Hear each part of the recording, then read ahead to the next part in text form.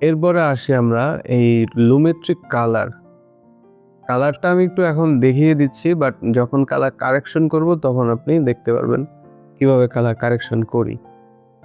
এই যে কালারের ক্ষেত্রে হচ্ছে আমি ভিডিও সিলেক্ট করার পর এই লুমেট্রিটা অটোমেটিক কিন্তু এখানে শো করবে। যদি কোনো ভিডিও সিলেকশন না থাকে তখন এই যে এরকম হয়ে থাকবে, এখন কাজ করবে না। ভিডিও সিলেক্ট করতে হবে, সিলেক্ট করে তারপর হচ্ছে এখানে যে basic colour correction, temperature, in situation, light, exposure, এগুলার একটু কাজ আছে। এক্সপোজার হচ্ছে ব্রাইটনেস বাড়ে,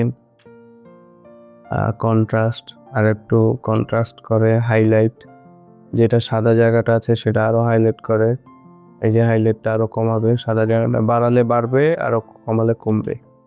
শ্যাডোর কাজ হচ্ছে যে আপনার এই যে ছায়া আছে যে সব জায়গায়, সেসব জায়গাগুলো হচ্ছে বাড়ালে ছায়া, অন্ধকার জায়গাগুলো বাড়বে, শুধুমাত্র অন্ধকার জায়গাগুলো বাড়বে শ্যাডো। আবার যদি কমান তাহলে শ্যাডো অন্ধকার জায়গাগুলো কমবে। হোয়াইটনেস বাড়বে, হোয়াইট বাড়লে, আর ব্ল্যাক কালো থাকলে কালোটা বাড়বে, এই যে কালোটা বাড়ছে। কালার কারেকশনে এখানে কিছু কাস্টমার আপনি লুট ইউজ করতে পারেন, লাট, ক্রিয়েটিভ, এগুলো এইখানে হচ্ছে কালার কারেকশন। মূলত এই কতগুলো এই কিছু জিনিসগুলো হচ্ছে আপনার এডিটিং এর জন্য শুরুতে জানতে হয়।